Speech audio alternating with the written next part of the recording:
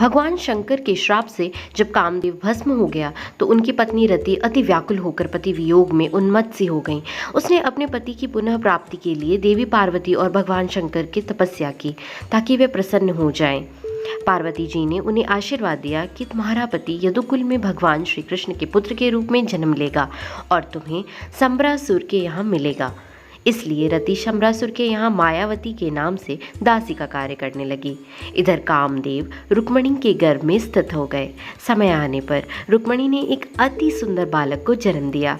उस बालक के सौंदर्य, शील, सद्गुण आदि सभी कुछ श्री कृष्ण के ही समान थे। जब शंबरासुर को पता चला कि मेरा शत्रु यदुकुल में जन्म ले चुका है, तब उसने मात्र 10 दिन के ही बालक को वहां से उठा लिया और उसे समुद्र में डाल दिया। समुद्र में उस शिशु को एक मछली निकल गई और उस मछली को एक मगरमच्छ निकल गया। वह मगरमच्छ एक मछुआरे के जाल में आकर फंस गया। मछुआरे ने शंबरासुर की रसोई में उसे भेज दिया। जब उस मगरमच्छ का पेट फाड़ा गया तो उसमें से अति सुंदर बालक निकला। उसको देखकर शंबरासुर की दासी मायावती को आश्चर्य का ठिकाना ना रहा।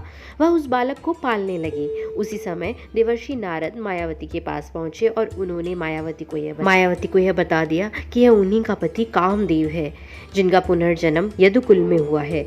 इसे शंबरासुर समुद्र में डाल दिया था और अब इसका लालन पालन आप ही को करना है। नारद जी ये बताकर वहां से चले गए और बालक का नाम प्रद्युम्न रखा गया।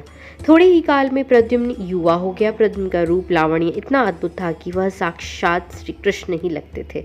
रति ने उन्हें बड़े भाव से और लजीली दृष्टि से देखती थी। तब प्रद्युम्न जी बोले कि तुमने माता जैसा मेरा लालन पालन किया और फिर तुम ऐसा परिवर्तन क्यों देख रहा हूँ।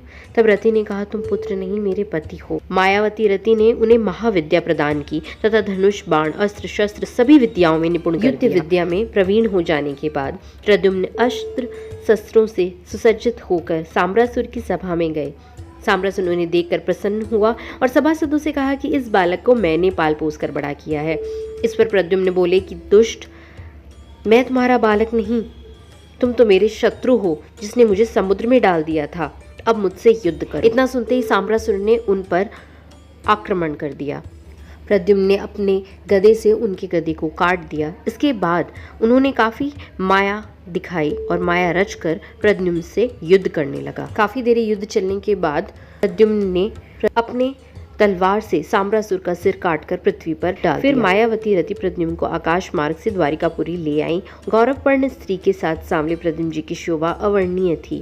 वे नव दंपति श्री कृष्ण के अनंतपुर में पहुंचे। रुक्मणी सहित वहां की समस्त स्त्रियां साक्षात श्री कृष्ण के प्रतिरूप प्रद्युम्न को देखकर आश्चर्यचकित रह गईं। वे सोचने लगीं कि यह नरश्रेष्ठ किसका पुत्र है। उसे देखकर उनका वात्सल्य उमड़ने लगा।